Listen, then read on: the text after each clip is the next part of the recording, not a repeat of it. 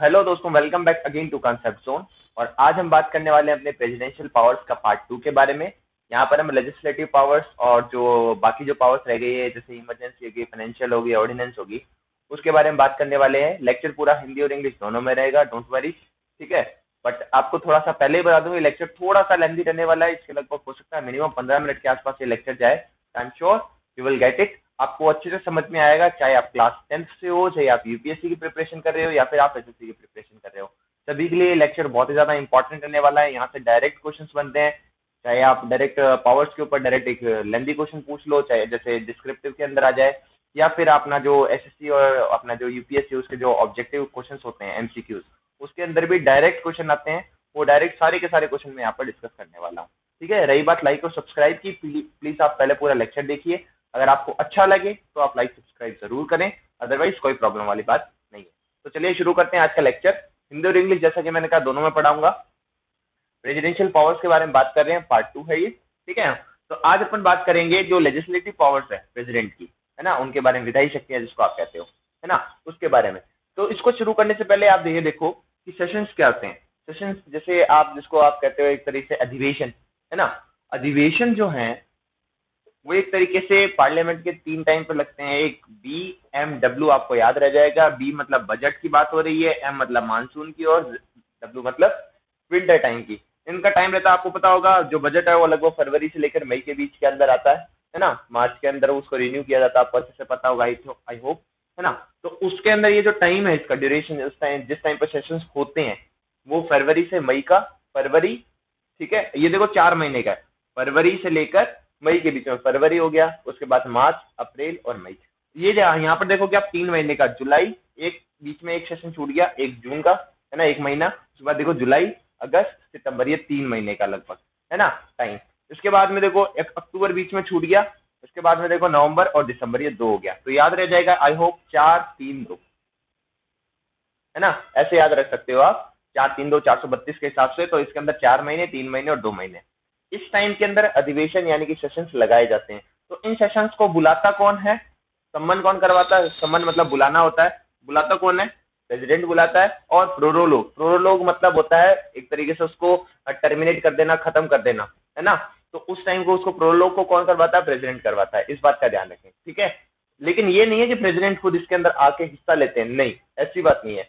ये कब आते हैं, जब ज्वाइंट सेशन होता है। मान लीजिए कोई बिल है जो कि लोकसभा के अंदर पास हो रहा है, लेकिन राज्यसभा उसे कैंसिल कर दे रही है। फिर उसे लोकसभा और राज्यसभा के अंदर एक तरीके से 2 बार ऐसा हुआ, 3 बार ऐसा हुआ कि एक पर्टिकुलर पॉइंट के ऊपर राज्यसभा और लोकसभा का एक तरीके से एक मत नहीं हो पा रहा है, एक तरीके से सिंगल डिसीजन नहीं निकल पा रहा है। तो उस टाइम पर क्या होता है, प्रेसिडेंट क्या करते हैं, ज्वाइंट सेशन बुलाते हैं दोनों की तरफ से, मतलब जिसमें लोकसभा और राज्यसभा दोनों के मेंबर कंप्लीट एक साथ बैठते हैं। तो ज्वाइंट सिटिंग या फिर ज्वाइंट सेशन जो है वो कौन बुलाता है, प्रेसिडेंट बुलाते हैं, राष्ट्रपति बुलाते हैं। इसके अलावा डिसॉल्व ऑफ लोकसभा, आपको पता है, मैंने जब लोकसभा आपको पढ़ा रहा था उसके अंदर मैंने कहा था लोकसभा का जो टेन्योर है वो 5 साल से कम भी हो सकता है, और 5 साल से ज्यादा यानी कि 6 साल भी हो सकता है। ऐसा कब होता है, मैंने कहा था 5 साल से कम तो जब नो कॉन्फिडेंस मोशन यानी कि अविश्वास पत्र अगर दे दे जो अपने काउंसिल ऑफ मिनिस्टर्स हैं, तो वो 5 साल से कम होता है। और अगर इमरजेंसी लग जाए, अपन इमरजेंसी के बारे में बात करेंगे थोड़ी देर में, इसके बाद में जो टॉपिक है इमरजेंसी पावर्स के बारे में है, तब बात करेंगे कि इमरजेंसी कौन कौन सी और कैसे कैसे लगती है, ठीक है ना। तो अभी मैं आपको डिसॉल्व वाला बता रहा हूँ। तो काउंसिल ऑफ मिनिस्टर्स अगर आपको ये बोल दे, नो कॉन्फिडेंस मोशन अगर शो कर दे, है ना, उस टाइम पे लोकसभा डिसॉल्व होती है। लेकिन उसके लिए भी क्या होता है, सिग्नेचर यानी कि जो परमिशन है वो किसकी चाहिए, हमारे प्रेसिडेंट की चाहिए, ठीक है ना। इसके अलावा अगर मैं पावर्स की बात करूं, तो जब मैंने लोकसभा और राज्यसभा पढ़ाया था तो मैंने आपको कहा था नॉमिनेशन होता है कुछ पर्टिकुलर एरिया के अंदर से। लोकसभा है जो, उसके अंदर 2 मेंबर्स रहते हैं, वो किससे रहते हैं, एंग्लो इंडियन के जो मेंबर्स रहते हैं, मैंने आपको बताया था, है ना, एंग्लो इंडियन। और यहाँ पर मैंने आपको बताया था राज्यसभा के अंदर जो 4 कैटेगरी है, जिसके अंदर सी मैंने बताया था साइलेंट है, एल मतलब लिटरेचर यानी कि साहित्य है, ए मतलब आर्ट्स यानी कला, सोशल स्टडी और साइंस। ये 4 सेक्शन ऐसे हैं जहां से लोगों को लिया जाता है। मैंने कहा था आपको उस टाइम पर सचिन तेंदुलकर का एग्जाम्पल भी दिया था। मैंने बताया था कि जो सचिन तेंदुलकर है वो क्रिकेट यानी कि क्रिकेट जो है आर्ट्स कोटा से, स्पोर्ट्स कोटा कोई यहाँ पर होता नहीं है, मतलब स्पोर्ट्स से कोई भी बंदा नहीं आता खेल से, है ना। स्पोर्ट्स जो है वो आर्ट्स के अंदर ही कंसिडर किया जाता है। मैंने राज्यसभा वाले लेक्चर के अंदर बताया था। अगर आपने नहीं देखे तो प्लीज इस सीक्वेंस को अच्छे से देखें, आपको सारी चीजें एकदम अच्छे से क्लियर होती जाएंगी। उसके अलावा अगर मैं कहूँ बात, तो मनी बिल जो है परमिशन, मनी बिल को पास करने का जो परमिशन है वो कौन देता है? लास्ट के अंदर प्रेसिडेंट ही देते हैं पूरा कंप्लीट, है ना। जो तो ये आर्टिकल कौन सा है? आर्टिकल 110 आपको पता होगा, आई होप मैंने पिछली बार डिस्कस किया था। उसके बाद में देखो state change and break permission, एक तरीके से आपने जस्ट अभी देखा होगा जम्मू कश्मीर वाला, जम्मू कश्मीर वाले इशू जो था उसके अंदर एक स्टेट था उसको ब्रेक किया गया, 2 यूटीज बनाई गई। तो ये कहां पर कौन से आर्टिकल में लिखा हुआ है? आर्टिकल 3, आर्टिकल 3 के अंदर ये लिखा हुआ है। तो प्रेसिडेंट को ये पावर है कि वो स्टेट को तोड़ सकते हैं, जोड़ सकते हैं, मर्ज कर सकते हैं, यूनियन टेरिटरीज और वो सब बना सकते हैं। तो ये पावर किसके पास है? प्रेसिडेंट के पास है। आर्टिकल 3 के अंदर ये चीज लिखी हुई है। उसके बाद में देखो कंसोलिडेट फंड ऑफ इंडिया, यानी कि भारत की संचित निधि है, उसकी जो परमिशन है एक तरीके से कब कौन सा फंड लगाना चाहिए, इमरजेंसी वाले टाइम पे 500 करोड़ रुपए जो होते हैं कंटिजेंसी फंड जिसको आप कहते हो, वो जो होता है प्रेसिडेंट के पास होता है। बाकी अगर जो अपना पैसा निकालना होता है गवर्नमेंट से, तो उस टाइम पर ये सारा जो एक तरीके से फाइनेंशियल पावर के अंतर्गत भी आता है, फाइनेंशियल पावर के अंडर में भी आता है ये, है ना। तो ये सारा काम जो है फंड वाला, ये भी किसके अंडर में है? प्रेसिडेंट के अंदर में। ये बात समझ आई आपको? ठीक है। और फिर आपको ये बात तो आपको सबको मैंने लगभग 100 बार बताई है कि कोई भी बिल यानी कि अधिवेशन जब आता है, बिल मतलब अधिवेशन होता है, बिल मतलब अगर बिजली वाला बिल जैसा नहीं होता है, एक तरीके से एक आइडिया, सॉरी, एक आइडिया है जो पास होता है किसी भी राज्यसभा या फिर लोकसभा में से किसी एक में से, वो दूसरे वाले जो हाउस है उसके अंदर जाती है। अगर वो आराम से पास हो जाता है दोनों जगह से, तो फिर वो राज्यसभा सॉरी प्रेसिडेंट के पास जाते हैं, और वहां पर वो अगर वो सिग्नेचर हो जाए तो वो बिल क्या बन जाता है? एक्ट बन जाता है। जैसे सिटीजन अमेंडमेंट बिल अभी आया था, वो जब कि बाद में एक्ट बन गया प्रेसिडेंट के सिग्नेचर के बाद, ठीक है ना। तो ये बिल और एक्ट वाला जो है वो बन गया है, ठीक है। सो ये सारी जो पावर्स थी वो सारी थी लेजिस्लेटिव पावर्स, यानी कि विधायी शक्तियां थी राष्ट्रपति की।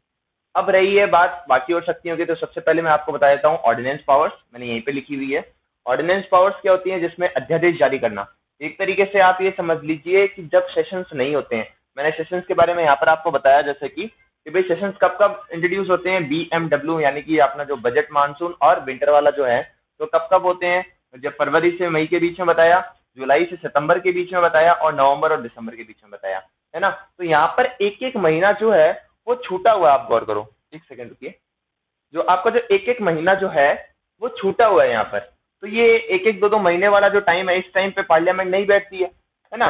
जब पार्लियामेंट नहीं बैठेगी तो उस टाइम पर क्या करेंगे? जैसे मैंने बताया फरवरी से मार्च, सॉरी मई, तो इससे पहले एक जनवरी बच गया कि नहीं बच गया, है ना। यहाँ पर फिर मैंने बताया था एक मंथ छोड़ दो, एक मंथ छोड़ते हैं, यानी कि मई के बाद में जून छूट गया, जुलाई आ गया, जुलाई से लेकर सितंबर बताया, जुलाई से सितंबर तो यानी कि जून वाला छूट गया ना, 1 जून छूट गया, सितंबर के बाद अक्टूबर छूट गया था, आपने पता देखा होगा। तो ये 3 महीने ऐसे हैं जिस टाइम पर पार्लियामेंट का सेशन नहीं होते हैं। तो इस टाइम पर अगर मान लीजिए कोई इमरजेंसी आ गई, अगर कोई इमरजेंसी आ जाती है तो उस टाइम पे क्या किया जाए? तो आपको पता होगा इमरजेंसी आ जाए तो वहां पर एक तरीके से इमरजेंसी लगा दी जाती है, प्रेसिडेंट रूल लगा दिया जाता है ना। तो ये यहाँ पर अध्यादेश जारी करना मतलब ऑर्डिनेंस लगाने वाला काम किसका होता है? एक तरीके से हमारा जो प्रेसिडेंट का होता है उनका होता है। तो ये बेसिकली पार्ट किसका? लेजिस्लेटिव पावर का ही पार्ट है एक तरीके से, लेकिन फिर भी अलग से डिस्कस किया जाता है। तो ऑर्डिनेंस पावर मैंने अलग से ही बता दिया है। ये एक लॉ है, एग्जीक्यूटिव लॉ जो लगाया जाता है ना। और बात कहूँ इसकी तो ये कब लगता है? 6 महीने के लगता है, मिनिमम 6 महीने के लिए लगता है। मैंने बताया इमरजेंसी वाले टाइम पर अगर मान लीजिए अगर कुछ हो जाए तो उस टाइम पर लगता है इन 3 महीनों के लिए, इन तीनों में से कभी अगर कोई हो जाए तो, है ना। मिनिमम 6 महीने का होता है और मैक्सिमम इसका क्या होता है? 6 वीक इसके अंदर और लग जाते हैं। लेकिन इसके अंदर के अंदर, इस टाइम के अंदर क्या हो जाना चाहिए? एक बिल पास हो जाना चाहिए दोनों जगह से, यानी कि राज्यसभा और लोकसभा के अंदर से क्या हो जाना चाहिए? बिल पास हो जाना चाहिए 2 मंथ के अंदर अंदर। ये बात ध्यान रखें, है ना, कि राज्यसभा और लोकसभा से अगर बिल पास हो गया है तो डायरेक्टली वो क्या बन जाता है? एक्ट बन जाता है फिर। लेकिन ऑर्डिनेंस पावर का यूज करके जो अपने जो प्रेसिडेंट है यानी कि राष्ट्रपति, वो डायरेक्टली एक लॉ लगा सकते हैं, एक एक्ट लगा सकते हैं डायरेक्टली। लेकिन उसकी जो टेन्योर है वो 6 महीने की ही होती है। लेकिन इस टाइम के अंदर अगर वो बिल पास हो जाए दोनों जगह से, राज्यसभा और लोकसभा से, और फिर प्रेसिडेंट साइन कर दे, तो वो हमेशा के लिए भी एक एक्ट बन सकता है। इस बात को आप थोड़ा सा ध्यान दें, ठीक है। तो आई होप आपको 2 चीजें समझ में आ गई होगी, एक लेजिस्लेटिव पावर्स क्या थी और एक दूसरी ऑर्डिनेंस पावर क्या थी। चलिए अब अपन थोड़ी सी बात कर लेते हैं पार्डन पावर्स के बारे में और फाइनेंशियल पावर्स के बारे में, और जो कुछ अपनी इमरजेंसी पावर्स है उनके बारे में। इमरजेंसी पावर अपन लास्ट में डिस्कस करेंगे क्योंकि ये बहुत ही ज्यादा डीप के अंदर डिस्कस करने वाला हूं मैं। तो तो अगर आप 10th क्लास से हो या फिर कोई और छोटा मोटा एग्जाम की तैयारी कर रहे हो तो इतना डीप में जाने की जरूरत नहीं है, बट मैं फिर भी अपनी तरफ से थोड़ा पूरा कराने की कोशिश करता हूँ। चलिए, तो मैं पहले फाइनेंशियल बता देता हूँ। फाइनेंशियल यानी कि वित्तीय शक्तियां, जिसको आप हिंदी में कहते हो, है ना। तो वित्तीय शक्तियां क्या क्या है इसके अंदर, राष्ट्रपति की मैं बता देता हूँ आपको। जैसे पहले ही तो मैंने आपको बताया था अभी 2 मिनट पहले ही, मनी बिल। मनी बिल के बारे में बात हुई थी, आर्टिकल 110 के अंदर ये डिफाइंड है, मैंने बताया था आपको। एक आपका जो एनुअल एनुअल जो आपका फाइनेंशियल स्टेटमेंट है, फाइनेंशियल स्टेटमेंट, है ना, जिसको आप कहते क्या हो, बजट। एक्चुअली हमारा जो कॉन्स्टिट्यूशन है, यानी कि जो संविधान है, कॉन्स्टिट्यूशन के अंदर कहीं भी बजट शब्द का यूज नहीं किया गया है, एक बार ये ध्यान रखें। क्या यूज किया गया है, एनुअल फाइनेंशियल स्टेटमेंट के नाम से ये पूरा पूरा डिस्कस किया गया है, जिसको हिंदी में क्या कहते हो, पूर्ण वार्षिक वितरण, ठीक है ना। पूर्ण वार्षिक वितरण हिंदी में कहते हैं इसे। इस नाम से ये हमारे कॉन्स्टिट्यूशन के अंदर डिफाइंड है, बजट नाम से कोई भी टर्म नहीं है, बजट तो हमने बना दिया, ठीक है ना, धीरे धीरे। आर्टिकल कौन सा है, आर्टिकल 112 के अंदर ये डिस्कस है, जैसे मैंने बताया आर्टिकल 110 और 112, ये दोनों आर्टिकल आपको शायद समझ में आ गया होगा। एक अपने जो फाइनेंस कमीशन है, फाइनेंस कमीशन, इसके जो जितने भी मेंबर्स हैं उनके अपॉइंटमेंट, मेंबर अपॉइंटमेंट कौन करता है, मेंबर अपॉइंटमेंट जो है वो कौन करता है, हमारे राष्ट्रपति यानी कि प्रेसिडेंट ही करते हैं।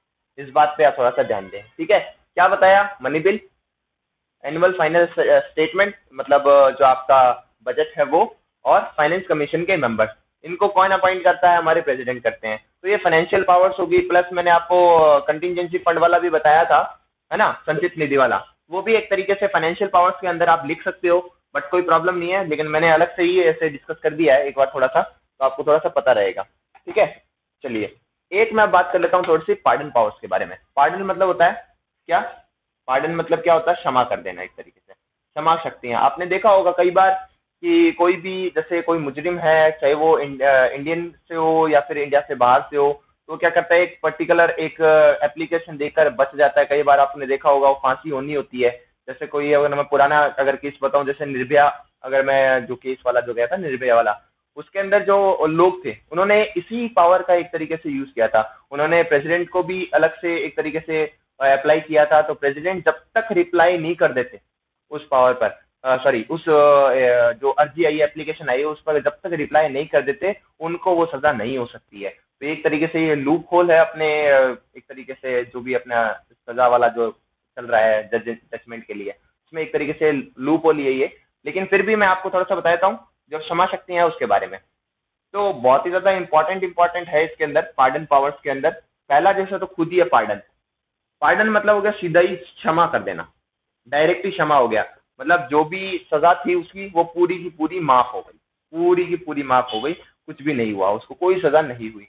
दूसरा है एक तरीके से आपने कम्यूटेशन का नाम सुना होगा, कम्यूटेशन, ठीक है ना, जिसको आप कहते हो लघुकरण, लघुकरण कहते हैं हिंदी के अंदर। तो इसके अंदर क्या होता है, आपकी जो कैरेक्टरिस्टिक है, यानी कि जो कौन सी सजा होने वाली है, वो कैरेक्टरिस्टिक ही चेंज हो जाती है। For example may be possible, let me consider, कि किसी को फांसी होनी थी, है ना, फांसी होनी थी, लेकिन उसको क्या कर दिया, 10 साल की सजा दे दी, या फिर 15 साल की सजा दे दी, या फिर उम्र कैद दे दी, है ना। तो ये फांसी थी, लेकिन उसको उम्र कैद या फिर पर्टिकुलर एक मतलब सजा एक टाइम दे दिया। तो आप ये देखो, इसके अंदर जो सजा थी उसका कैरेक्टरिस्टिक ही चेंज कर दिया, सजा ही चेंज हो गई है ना। तो ये आता है कम्यूटेशन के अंडर में। तीसरी मैं बात करता हूं अगर, तो जैसे रिमिशन होता है, जिसको कहते हो रिमिशन, रिमिशन को हिंदी में कहते हैं परिहार। क्या कहते हैं, परिहार। इसके अंदर क्या होता है, रिड्यूस हो जाती है पनिशमेंट, जो सजा है वो कम हो जाती है। मान लीजिए 20 साल की सजा हुई थी या फिर उम्र कैद हुई थी, तो उसको घटा के 10 साल, 5 साल, 15 साल जो भी करना है वो उन्होंने कर दिया, ठीक है ना। तो इसके अंदर रिडक्शन इन पनिशमेंट होता है, जिसको आप रिमिशन कहते हो। एक होता है अपना रिप्रीव, है ना, रिप्रीव या फिर रिप्रीव बोलते हैं इसको, है ना। इसका लंबन कहते हैं, है ना। इसके अंदर भी क्या होता है, एक तरीके से पूरा एक पर्टिकुलर टाइम के लिए, ड्यूरेशन के लिए उसको माफ कर दिया जाता है, सजा कम कर दी जाती है। फॉर एग्जांपल, मैं एग्जांपल लूंगा, अगर मान लीजिए कोई प्रेग्नेंट वुमेन है ना, तो प्रेग्नेंट वुमेन है, उसको एक तरीके से मान लीजिए हैंग करने वाले थे, उसको सजा थी कि भाई उसको आने वाले टाइम के अंदर हैंग किया जाएगा। लेकिन अगर वो प्रेग्नेंट है तो उसमें क्या कर दिया जाएगा, एक पर्टिकुलर ड्यूरेशन के लिए उसको कर दिया जाएगा, उसको अब उसकी सजा से दूर कर दिया जाएगा, वंचित कर दिया जाएगा। तो ये कुछ पावर्स थी प्रेसिडेंट की, जो पार्डन पावर्स हैं, जिसका यूज कर लेते हैं कई बार जो क्रिमिनल्स होते हैं, है ना। तो ये सारी पावर्स में कोई भी पावर अगर चाहे तो प्रेसिडेंट यूज कर सकते हैं किसी भी क्रिमिनल के लिए, ठीक है ना। तो ये थी प्रेसिडेंट की पार्डन पावर्स, ठीक है।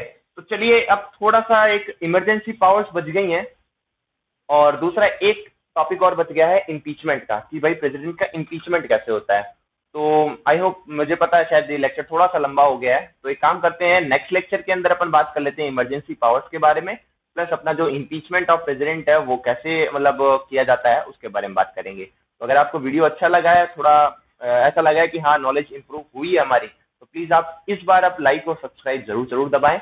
और जिसको इसकी जरूरत है, चाहे वो एसएससी की, यूपीएससी या फिर क्लास 10th की, अगर यूनियन गवर्नमेंट जो चैप्टर है उसकी प्रिपरेशन कर रहा है, तो वहां पर ये बहुत ही ज्यादा हेल्पफुल रहने वाला है लेक्चर, ठीक है। तो मिलते हैं अगले लेक्चर के अंदर इमरजेंसी पावर्स और इम्पीचमेंट ऑफ प्रेसिडेंट के साथ में। तब तक के लिए thank you so much, have a nice day.